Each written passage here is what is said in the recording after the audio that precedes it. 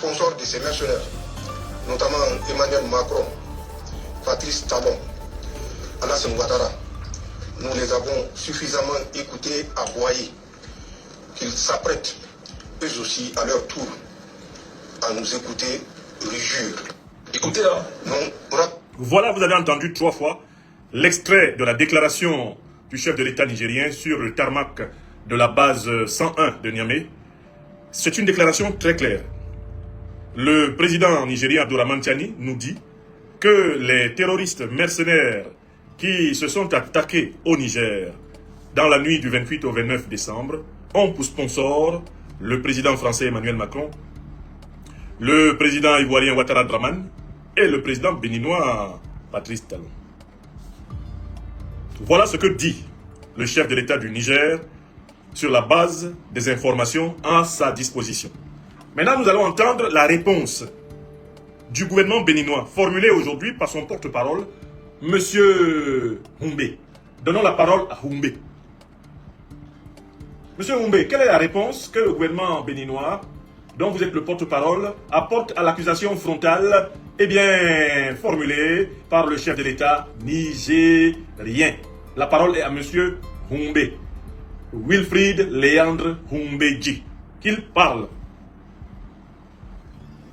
Lorsque vous êtes premier de la classe, qu'est-ce qui se passe souvent? Il y a parmi vos camarades ceux qui aimeraient vous déloger de la première place, qui vont se mettre à fond au travail. Et il y a ceux qui vous jalousent parce qu'ils ne savent pas que être premier de la classe, ça vous coûte des nuits de sommeil, ça vous coûte des temps de jeu, de divertissement, et ça vous demande beaucoup d'efforts. Il se trouve que grâce à notre travail collectif, et un peu malgré nous tous, le Bénin aujourd'hui, on peut le dire, toute proportion gardée, mais sans fausse modestie, on peut dire que nous sommes premiers de la classe. Ça ne fait pas que des heureux, ça ne fait pas que des heureux. De qui, quand vous regardez la sous-région, de quel pays parle aujourd'hui le monde entier?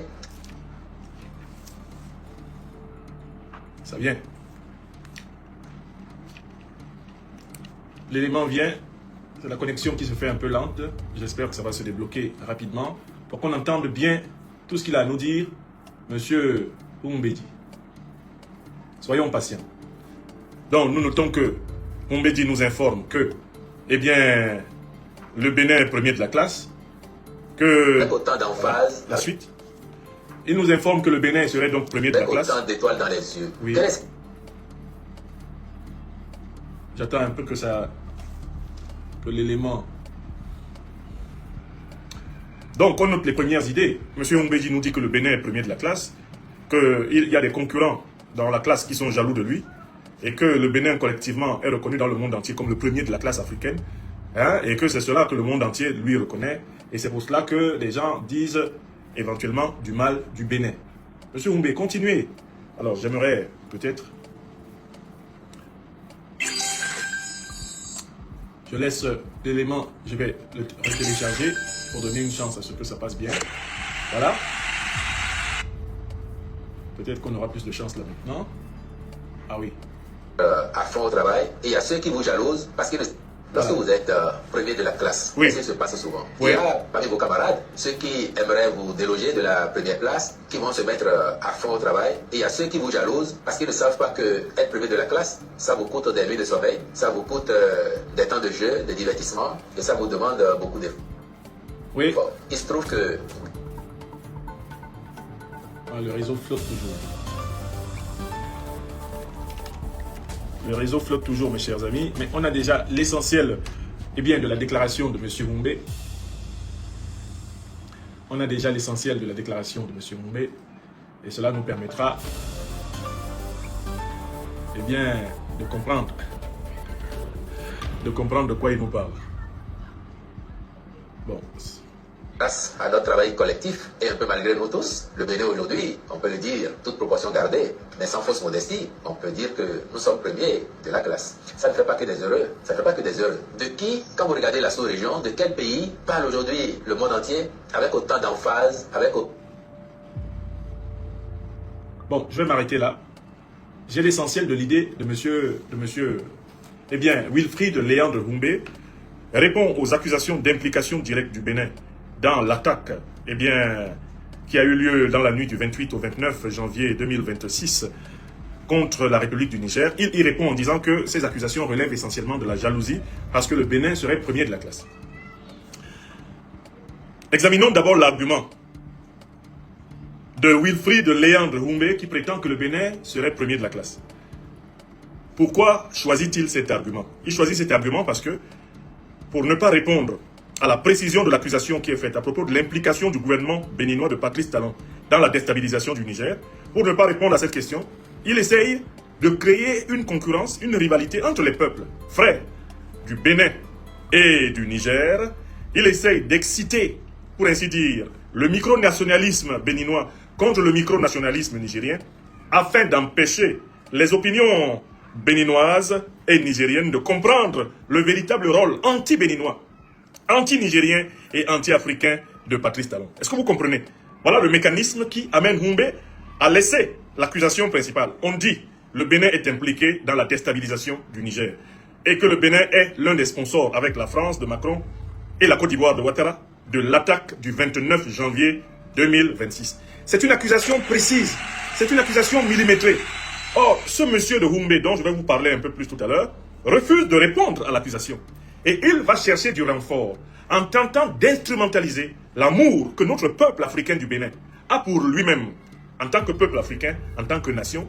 Il essaie d'instrumentaliser l'amour que notre peuple africain du Niger a pour lui-même, en tant que peuple nigérien, en tant que peuple africain.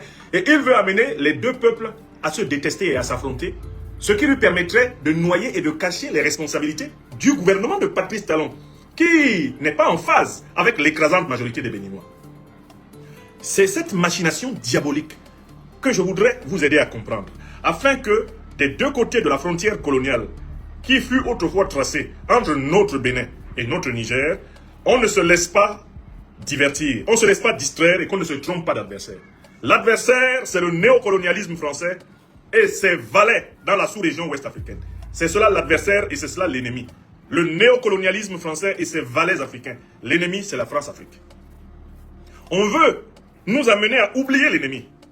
Et on veut provoquer une rivalité entre nous-mêmes, en tant que peuples africains du Niger, peuple africain du Bénin. Cette rivalité artificielle, c'est cela la stratégie de contournement, de diversion, de distraction, choisie par le gouvernement fantoche de Talon Patrice, pour cacher devant le peuple béninois et devant l'opinion internationale son implication dans la déstabilisation de l'Afrique pour des intérêts néocolonialistes français et impérialistes occidentaux. Est-ce que tout le monde comprend? Mes amis, avant d'avancer, j'aimerais que tout le monde ait compris cela. Est-ce que vous avez compris pourquoi Humbe n'est pas dans le sujet? Le hors-sujet de Humbe est une tromperie contre le peuple béninois, contre le peuple nigérien, contre les peuples africains en lutte pour leur véritable souveraineté. C'est une mystification.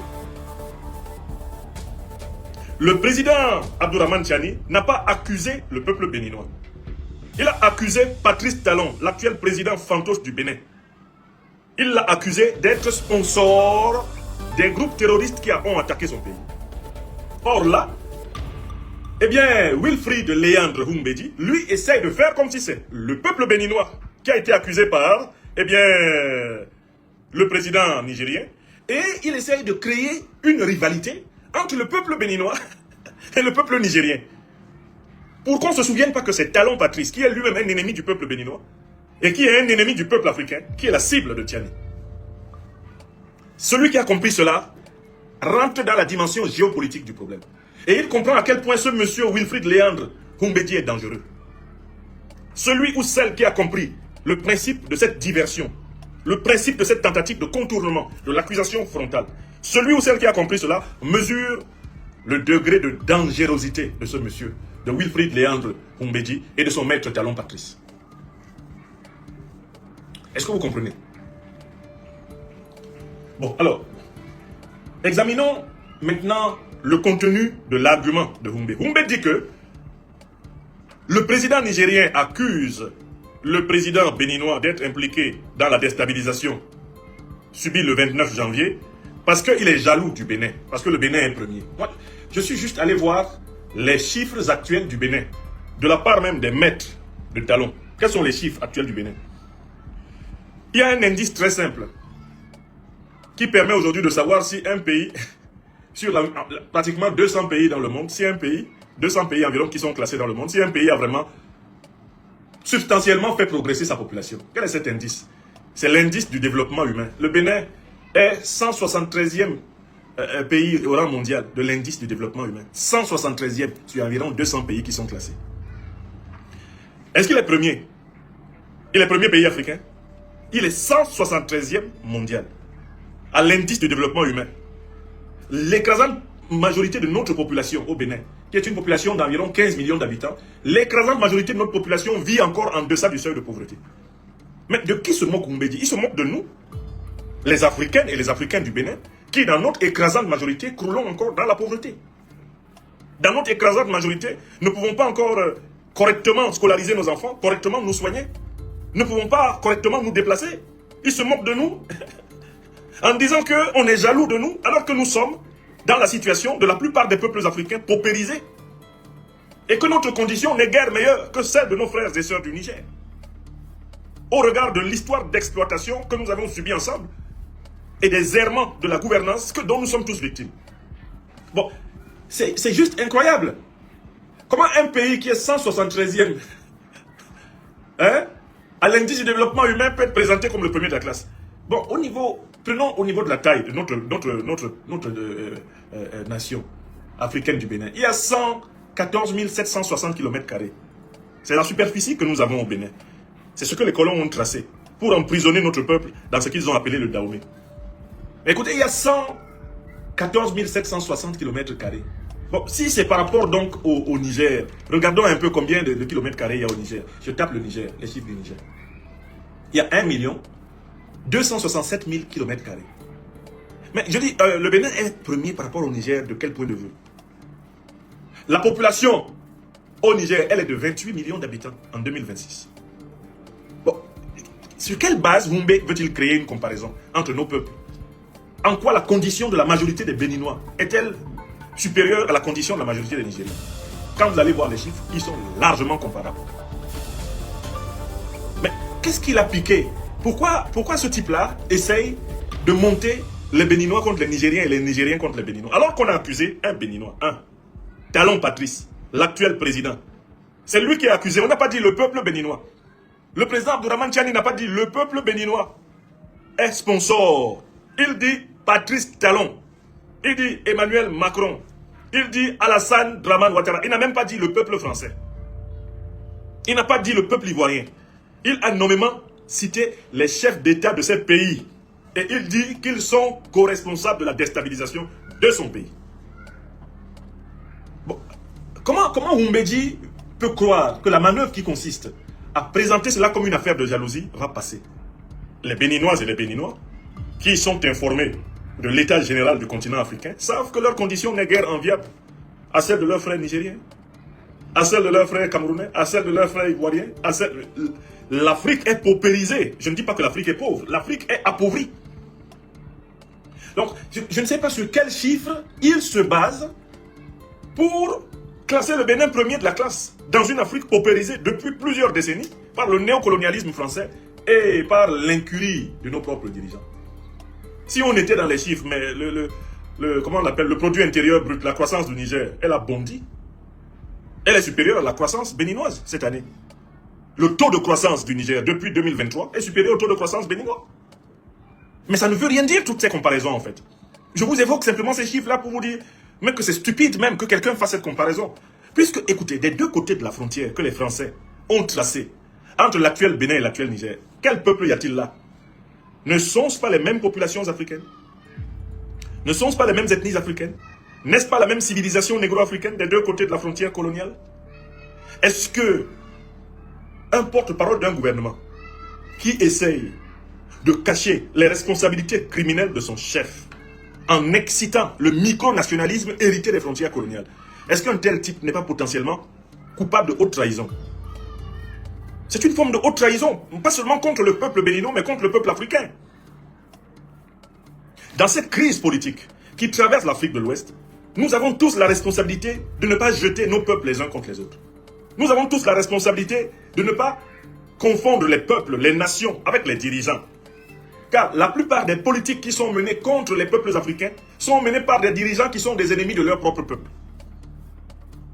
De telle façon que si vous assimilez systématiquement un peuple à ses dirigeants, vous risquez à un moment donné de vous retrouver en train de trucider des innocents.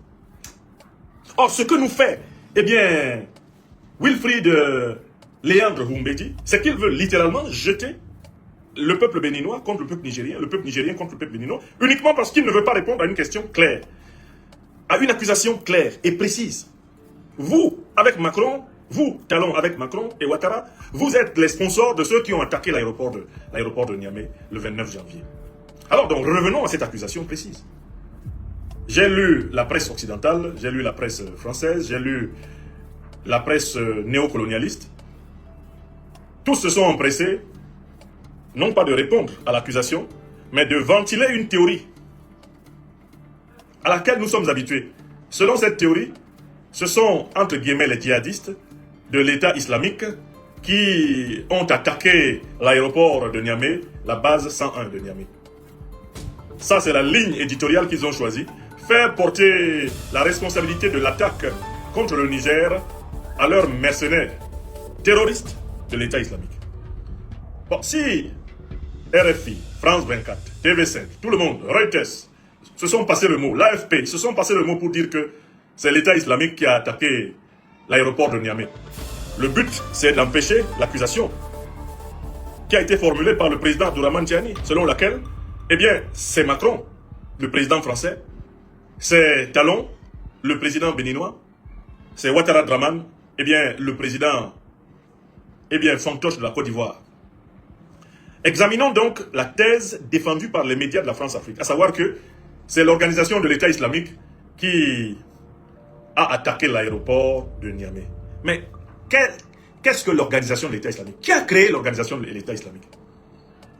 L'organisation de l'État islamique est-elle, oui ou non, une émanation de l'OTAN, des puissances occidentales et de leurs alliés du Moyen-Orient? C'est la question qu'on doit se poser. Parce que si on établit qu'il y a une origine, une genèse de l'organisation de l'État islamique à l'intérieur des puissances de l'OTAN et de leurs alliés du Moyen-Orient, cela prouve que l'accusation du président Abdourahmane Tiani est vraie. Or, si on ne peut pas établir que l'État islamique a été créé par des régimes de l'OTAN avec leurs alliés du Moyen-Orient, à ce moment-là, il est possible en effet que la révélation faite en boucle par la presse néocolonialiste française selon laquelle c'est l'État islamique qui a attaqué, dans ce cas-là, cette révélation permettrait de disculper, médiatiquement du moins, et provisoirement à tout le moins, messieurs Macron, Talon et Ouattara. Alors, examinons le problème au fond. Qui a créé l'organisation de l'État islamique? Nous allons appliquer une méthode qui est connue.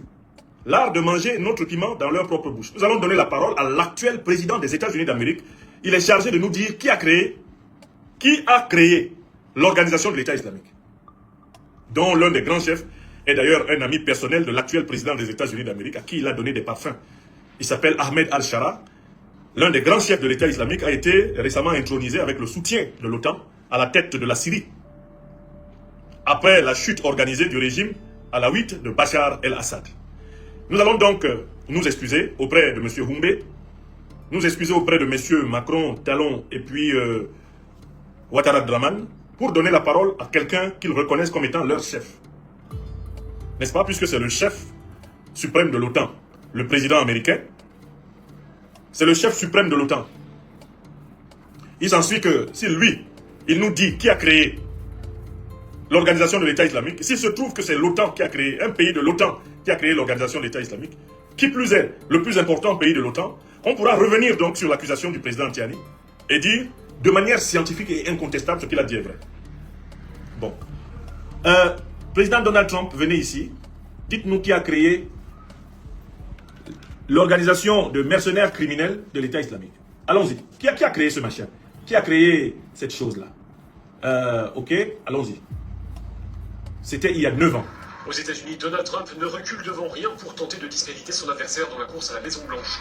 Distancé dans les sondages, le candidat républicain a affirmé qu'Hillary Clinton, ex-secrétaire d'État entre 2009 et 2013, avait contribué à faire naître l'organisation terroriste État islamique. Il l'a dit lors d'un meeting en Floride. Écoutons.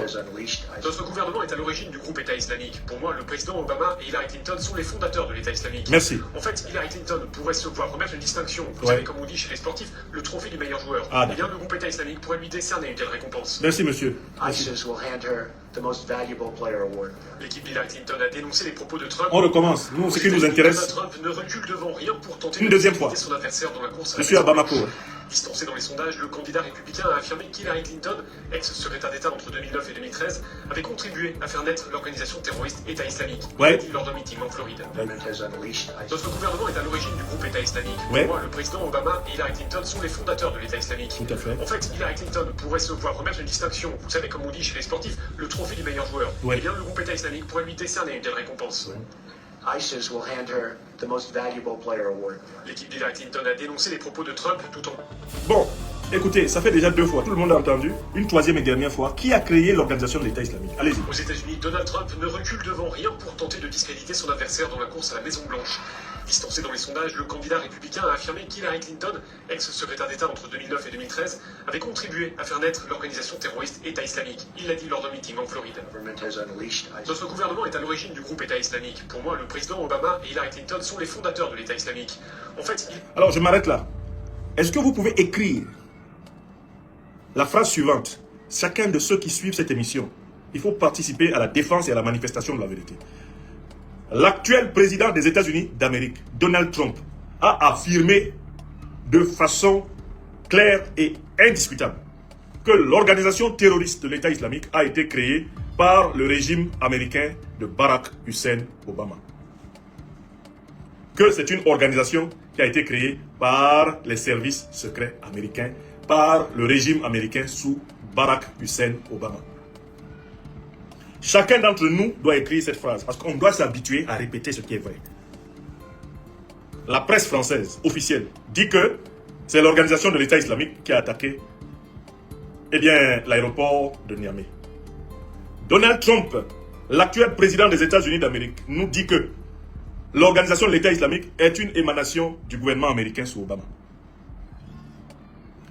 D'où nous pouvons dire, sans risque de nous tromper, que ceux qui ont attaqué l'aéroport de Niamey, ceux qui ont attaqué la base 101, sont des mercenaires de la première plus grande puissance de l'organisation du traité de l'Atlantique Nord, OTAN. Et cette première plus grande puissance, ce sont les États-Unis, qui sont aujourd'hui dirigés par Donald Trump. Donald Trump qui d'ailleurs a des relations très amicales avec l'un des plus grands chefs de l'État islamique, qui s'appelle Ahmed al-Shara, et auquel le président Trump a offert publiquement des parfums pour lui et sa femme, à la Maison Blanche, il y a quelques mois. Donc de manière incontestable, l'organisation terroriste de l'État islamique est une émanation des services occidentaux. Et c'est une organisation qui a été créée par les services secrets occidentaux, notamment américains, et qui travaille en bonne intelligence avec les services secrets des monarchies du Golfe qui sont alliés des États-Unis, notamment donc l'Arabie Saoudite, le Qatar. Ce sont ces pays-là qui hébergent les principaux dirigeants de l'organisation de l'État islamique. Et c'est également le cas d'une autre organisation qui est l'ancêtre de l'État islamique et qui s'appelle Al-Qaïda. Al-Qaïda a été créé, ça c'est formel, dans les années 80 par la CIA, toujours les services de renseignement américains. Mohamed Azam, le père fondateur d'Al-Qaïda, avec pour bras droit Oussama Ben Laden, était chargé de combattre les soviétiques en Afghanistan. C'est dans ce cadre que Al-Qaïda fut créé à la fin des années 70, début 80. Cette information scientifique est documentée par les archives officielles américaines que j'ai consultées et dont j'ai publié les conclusions dans mon livre phare de l'année 2025 que je vous recommande toujours et que vous pouvez acheter à Bamako, tout comme l'acheter sur Amazon, L'Impérial terroriste. Ce livre-là rassemble toutes les preuves irréfutables que Al-Qaïda ou l'État islamique ne sont rien d'autre que des organisations de mercenaires de l'OTAN chargées de semer le chaos pour que les Occidentaux et leurs alliés moyen-orientaux continuent à dominer le monde et notamment à dominer l'Afrique.